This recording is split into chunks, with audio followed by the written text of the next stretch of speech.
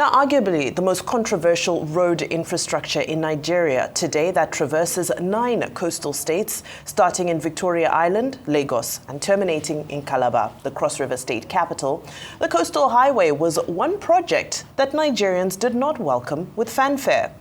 Earlier this year, the Minister of Works, David Umahi, said that the federal government was working to ensure that the first phase of the Lagos-Calabar coastal highway is completed and inaugurated by President Bola Tinubu in May of this year.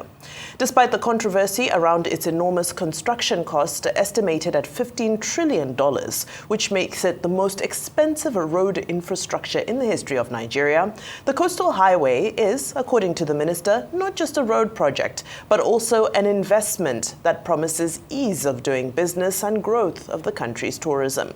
As the president embarks on his 3rd year in office, the launch of the coastal highway is upon us. Well, joining us on the show this morning to discuss the launch of the Lagos-Calabar coastal highway, as we also take a look at milestones and projects achieved during President Tinubu's first 2 years, is Dave Umahi, Nigeria's Minister of Works. Good morning, sir, and welcome to the program. Good morning. Is that Ekpenyong? Yes, sir, it is. Good morning. Well, Senator Umahi, welcome to the morning Good morning, show. Rufai. Morning, sir. Abati, good morning. Good morning, Good to see you sir. again. Thank you for joining us. You have been quoted as describing President Tinubu's achievements in the work sector as being overwhelmingly impressive. Your words. Those are the 2 phrases you used. But this morning, Labour, organized Labour, Ajero, Conference of United People's Party, Atiku Abubakar, other people are saying, no, that is not true, that you people are lying to Nigerians. I would like you to defend your own sector. Second thing, I must have called you like 2-3 times. Your hands were found, your left hand was found in an ancestral location that many Nigerians complained about. And I just wanted a clarification. You may think it's on the lighter side, but many Nigerians were concerned that your hand should not be strained to ancestral lands. So maybe you will also clarify that. This is an opportunity for me to raise that question. But let's start with the work sector. Then that ancestral location, what is happening? We want to know. Yeah, Dr. Abati, thank you very much. When Ekpenyong was reading out, what she said is the cost of the Lagos-Calabar coastal highway, I think I heard her mention that the cost is $15 trillion. That is not correct. No one will say actually what is the exact cost of the Lagos-Calabar coastal highway, because what the Federal Executive Council directed, and what is proper, is that the projects sections are procured in sections and executed in sections. And we have procured section 1, which is 47.47 kilometers by 6 lanes, which started at Ahmad Bello Way, and it ended at Leko Junction, and that's where this section 2 took off, which is 55 kilometers, going to the border between Ogun and Lagos. And people were, saying, why do you start everything in Lagos? And I say, what and what did we start in Lagos? At the time, they were saying that Mr. President had already directed that we should also start at the end of the project, which is Calabar and Akwa Ibom. And today, work has gone very, very far. The sections, which is 65 kilometers, 27 in Akwa Ibom, and the rest of that section is in Cross River. And I can bet you that in the next 30 days, we would have had 10 kilometers of that section fully completed. Now, to your question on the work sector, I see our routes from Sokoto to Zamfara, to Katsina to Kaduna, 750 kilometers. And that's what we inherited, and that project was awarded in 2023, at the, towards the end of the administration. Who is doing it? It's Mr. President that is doing it. The 4 contractors are doing that section, and a lot of that section is being redesigned on reinforced concrete pavement. If you look at from Abuja, down to Kaduna, down to Zaria, down to Kano, sections 1, 2, 3. That's 700 kilometers. 480 was completed by the last administration. And after 14 months of negotiation, we took it over from Jolobeja. And today, that road is being done in reinforced concrete pavement. From there, you get to the Buatas credit, which is spanning between Kano and the Katsina. And from there, you get to Malando, which is in Kebbi State. From there, you see the first 258 kilometer of the Badagry, or you call it Sokoto Badagry, highway. And in the next 30 days, you would have had up to 20 kilometers of that route completed on 2 carriageways. And there you get to Sokoto. And you come to the south, southern part of this country. You see a lot of the roads that were inherited and new ones being reconstructed. And Abate, I take you to 2023 when Mr. President came on board.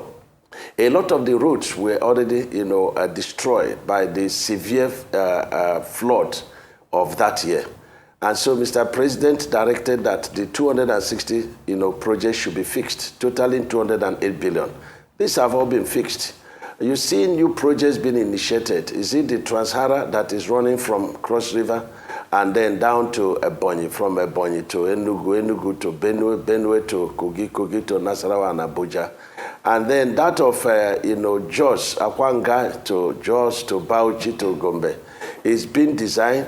It was designed on flexible pavement, but today it's being redesigned on rigid pavement. So time will cut me short to mention all the routes that Mr. President is currently working on. Remember, this channel showed a section of Ekpoma, that is the Lokoja Benin Road. And I still remember that when we came on board, a trailer, or you call it a tanker carrying a petroleum product, fell on that section of the road. And somebody swam to go and rescue the driver. Today, that road is being fixed on reinforced concrete pavement. So I give Mr. President excellent kudos on our road work sector. And I can boldly say it and defend it anyway that Mr. President has excellently done very well, very, very well in the road sector. And I'm qualified to tell you that, and I'm telling you that, Dr. Bati. On the ancestral land you talked about, I think it's the work of, the AI, Abati. I never knew when such happened. You know me as a man of God, and so that never happened, Abati. Okay, I believe you. Okay, sir, let's move the conversation forward. I appreciate when you say that, because of time, you wouldn't be able to reel out all of the projects. I watched a 20-something minute video of you speaking without break, reeling out all of the projects non-stop around the country, which was incredibly impressive. And it goes without saying that you would score high, if probably not at the top, if people were to rate ministerial performance at the midterm. However, I want to refer to today's, the Financial Times article published just about 2 days ago to coincide with this midterm anniversary. And I want to take a quote from that article, which refers to this government, and I quote, as a government stuffed with cronies. I bring this up because, of course, your ministry had some disagreements with Julius Berger around how some of the contracts were cancelled, and there were allegations of blackmail and non-performance and so forth. However, people have put this next to the Lagos-Calabar Expressway and how there was a restrictive bidding process. So there are now questions around transparency, around how these projects are being executed. Are they truly going to the most competent hands, or is there some sort of a scheme of cronyism that brings in those who are closest in kin and spirit to the administration to execute projects? Your response on some of these views that are being shared in the public space? Well, thank you very much. On the issue of cancelling Jilo-Beja project, it was transparently done. We had Abuja to Kaduna to Kano route. We had 14 months of negotiation going forth and back.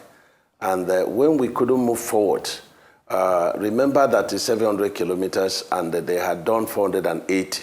And they were asking us to, that 480, they did it at the price. And of course, at that time, the foreign exchange removal was not done.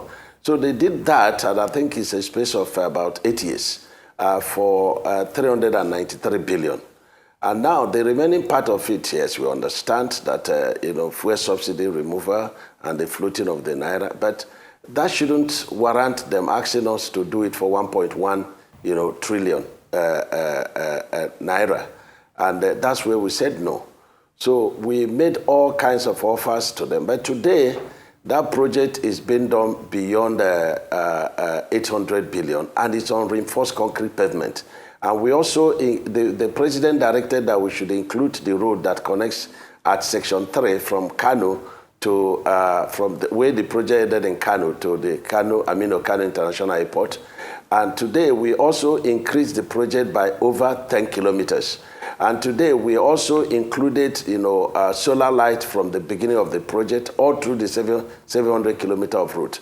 So, and that's not the only place we terminated Beja's contract. We also terminated Beja's contract in the route to Odo-Okpani route, where they are using a flexible pavement, and we also could not agree.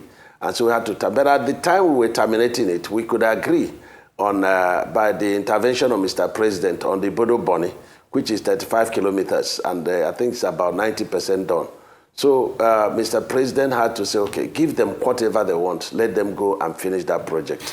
And that's why we jacked up the project, from about 120 billion to 200 billion, and the work is ongoing there.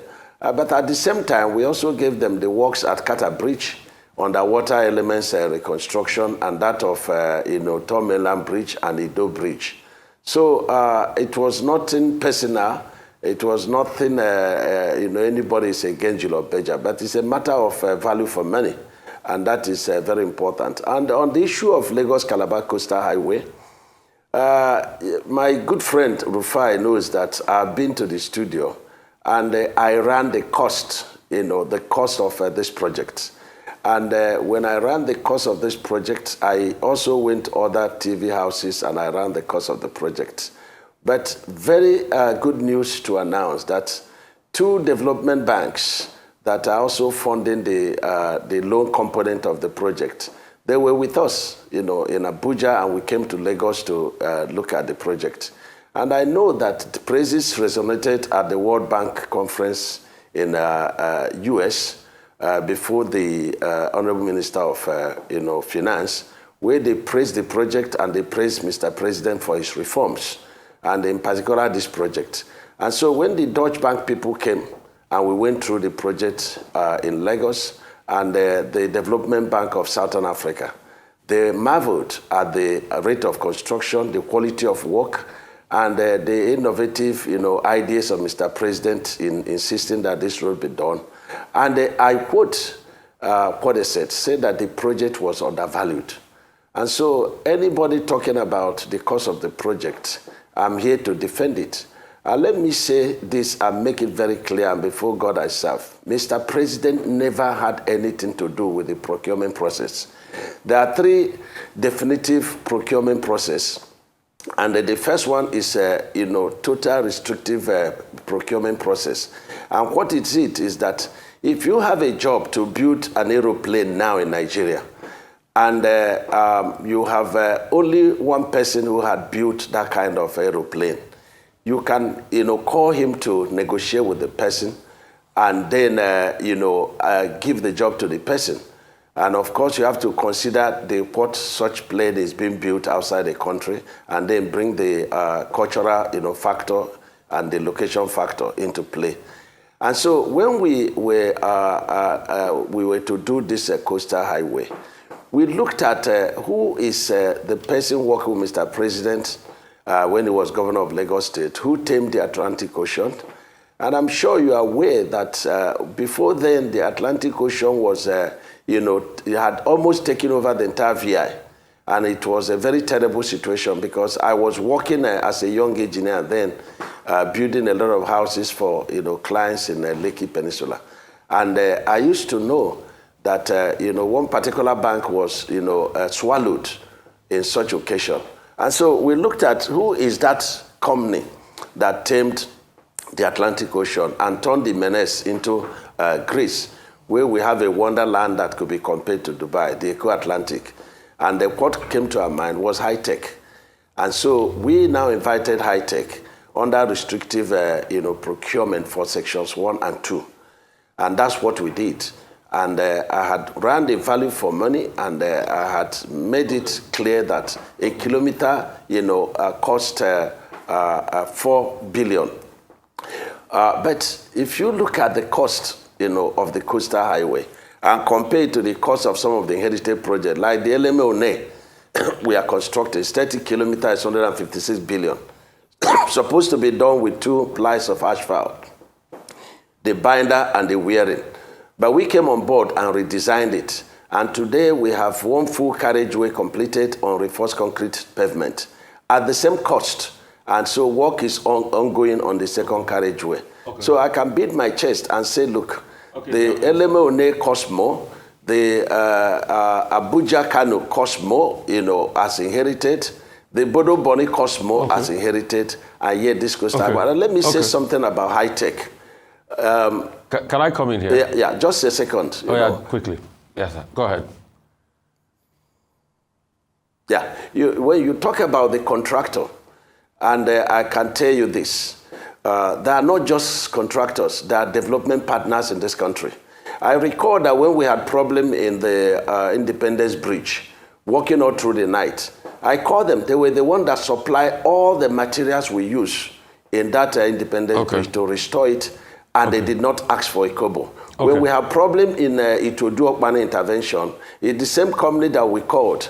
And when you see the equipment they parade, you put together all the construction companies in this country, and I bet you that the equipment of this Hitech, they have the capacity to engage this coastal highway in more than 10 sections at the same time, working by the level of their competence, the engineers they parade, and the equipment they have. Minister Umahi, so what you have just come, and good to see you again, what you have just come to tell us here, that you are doing a project, Rufai. Good to see you. Good to see you, sir.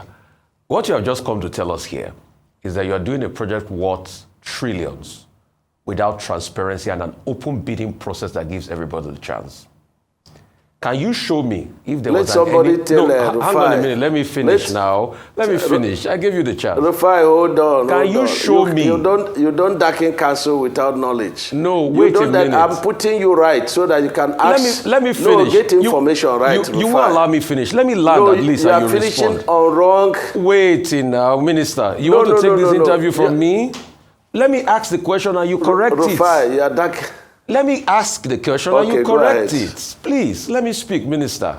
We are very good friends. So, you gave me honorable mention at the Millennium Independence Bridge. You are my man. Bless you.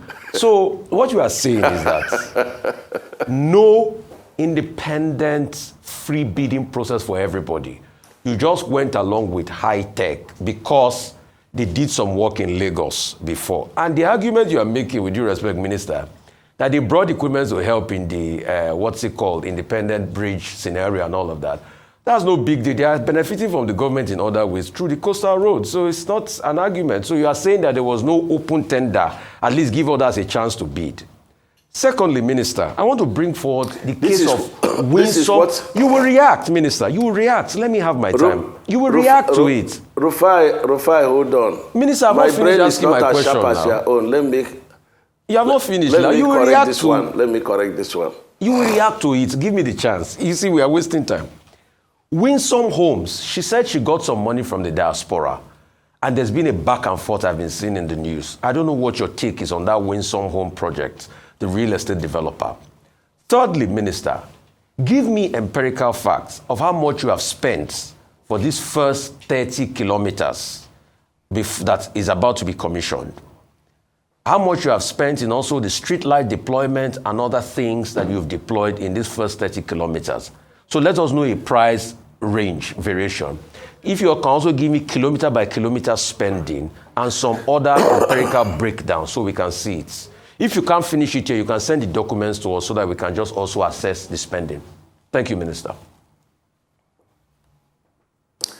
Rufai, first and foremost is that you have to recall that you carried your calculator, and I was in the studio and I was giving you the figures. I didn't carry calculator like you, and your calculator could not properly calculate what I was saying. It was, Dr. Abati that came between us. He said, okay, leave the calculation. So I ran the figures. Rufai, the first 47 by 47 kilometer of the Section 1 Coastal Highway was awarded at 1.068 trillion. And we have 30% component of the federal government counterpart funding and 70% loan component. As of today, we have not secured one kobo loan on the project. But Hitech had invested their money, and that job is about 80% done. The solar light is not an isolated contract. It's part of the project, the road architecture. You have the cable ducting, you have the drainage, you have the tree planting, and of course you have the train track, which we have made provision, for future train construction. It's not part of my mandate, but we have to make that provision, for future. And then when you said we didn't give others the opportunity, and that's what I'm trying to correct you, that we have three kinds of procurement process. The first one is, restrictive for specialized jobs. And when we use, that specialized procurement process for sections 1 and 2, for section 3A and 3B, Sokoto Badagry, the Trans-Sahara route, it became selective tendering. Other contractors were invited in each of the other processes, and of course they bid it. And Hitech won because of their technical competence, the equipment they parade, the number of expertise they have, and the local content components of their engagement, because they have a lot of engineers engaged. They have a lot of engineers being trained. They have a lot of services, being given, and even small contracts are being given to our engineers so that they can also learn and benefit from that. And so when you talk about how much have we spent on Section 1, we've paid 30% of the cost I told you. And when you come to Section 2, it's 1.33 trillion, and we have only committed 30% of the cost of that project. And the 70% is the loan component, and that loan component has not come. And that's why the development partners came, the Deutsche Bank and the Development Bank of Southern Africa.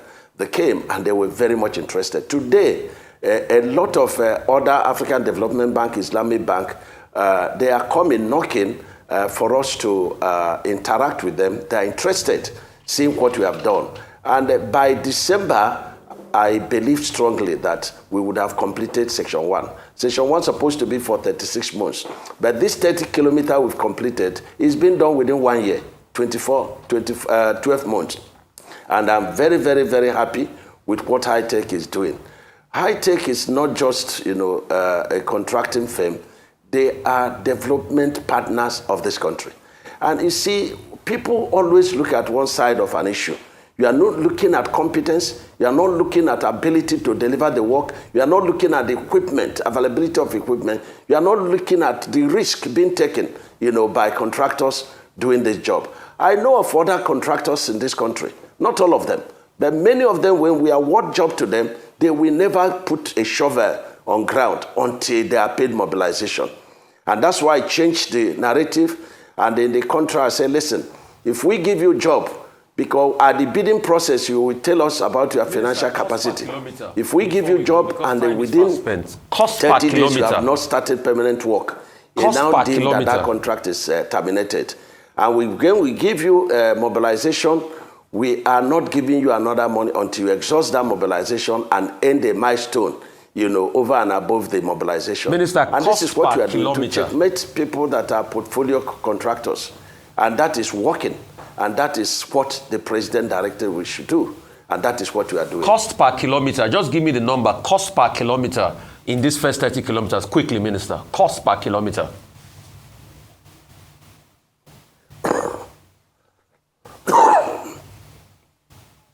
Well, Senator Umahi, I will go ahead with my question. Cost per kilometer, that can be communicated elsewhere, outside morning show. Let's focus on the issues. I ask you, during the May 21 APC National Summit, it's like I lost at the villa. I lost the studio. Can you hear me, yes, sir? I was asking for the cost per kilometer, which is a very important question, Senator. Very important question. Cost per kilometer. That's accountability of the people. If you can give us the cost per kilometer we'll question. Take a short break if Senator Engineer Dave Umahi is not hearing us, and then we'll sort out the audio connection, and we'll come back immediately.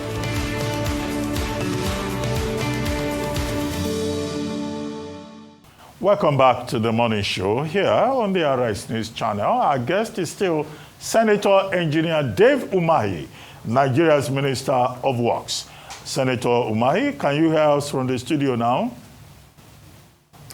Yeah, sure, Abati, sure. Okay. Rufai was asking you, what is the cost per kilometer of these roads? And he insists that you should answer that question. So, because it has to do with accountability. So you can deal with that. But let me add to it. Number one, on May 21, during the APC National Summit at the Villa, you said you would like the Ministry of Finance to give you more money so that more projects can be commissioned by December. Do you by any chance have a problem with the Ministry of Finance is funding a problem? We would like to know. And then finally, when you were governor in Ebonyi State, you had Ebonyi Airport. That Ebonyi Airport has not functioned though since you left. What is going on? Why is the new governor abandoning it? Why has there been no follow-through? That's not correct, but the new governor is doing very well. His Excellency Governor Wivuru, and of course I say congratulations to him for 2 years impressive governance in Ebonyi State. When he came on board, the airport was functioning until I left office, but the aircraft, the pilots, people that were complaining that the concrete pavement, which is what we use on the runway, and of course tarmac, that it was bumpy. And the governor has been with me for 16 years, and he was the speaker for 8 years. So he was part and parcel of the construction of that airport. So he decided to overlay the airport with the runway with asphalt, which he has completed, and it's a beautiful place. Yeah, the first lady went there to commission it, and so if you want to go to Ebonyi now, or the nearing the neighbor states, the governor has reduced the flight cost to 100,000, and so it's starting today. 30th of May. And so the airport is going to be very functional and is properly and well maintained by the governor. The cost of the project, the cost of the project cannot be said per to kilometer. Look, per this kilometer. is one single cost per kilometer. Yes, but you were the one that stopped me when I was doing off-head calculation of that. And I arrived, and from the empirical factors, using the basic material cost in the market, to arrive at 4 billion per kilometer on the first section of the coastal highway. The second section has a lot of bridges and flyover. For example, at the Dangote refinery, we are passing in front of his refinery, and the engineering factor there is that you must have free flow of trucks in and out without any hindrance. And so that place we now made the carriageway, the span, to be 64 meters. as against 15 meters of spans of bridges and flyovers. So that one, you cannot easily say, look, this is the cost. So it's going to be the cost of the bridges and flyovers plus the cost of the construction. And so when you get to, for example, we should have finished the first 47.47 kilometer up to Leko. And when you see the clip of tomorrow, we are going to release the clip of tomorrow, tagged the making of Lagos-Calabar Coastal Highway. You will see impossibilities being turned to possibilities. You will see the terrain. And then I would like Rufai to tell me any other section of this country that has such a terrain. Now we want to procure the project that is running from Ogun, down to Ondo. And we discovered that 40 kilometers at the Ondo axis has pit that is going up to 20 meters deep. And then we had to stop. So we invite experts, and then we are doing a lot of trials on what depth can the pit, sustain the load. So it's a lot to do with what the terrain is and what method statement are you going to deploy to, tackle the terrain. There was a section, and of course the section is still there, where I think it's about 5 kilometers of the Lagos-Calabar coastal, which is section 1. You have pit that runs up to 21 meters. When we deploy the clips tomorrow, you will be able to appreciate what we are doing on the coastal highway. And people will stop, of course it's their right to ask what is the cost. But the cost is not a single digit, cost. The cost depends on the terrain. And then, of course, the facilities that are accompany, the terrain and the route. And let me also correct the impression. About Ministry of Finance. I've been trying to. The Ministry of Finance, no, it is, I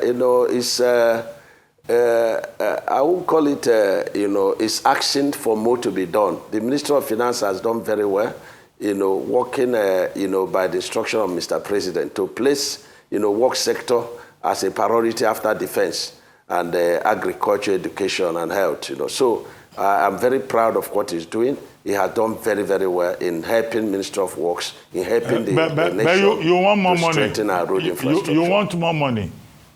You want more money.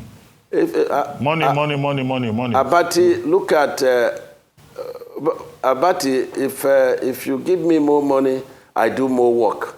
But the work sector is not the only thing that Mr. President is doing.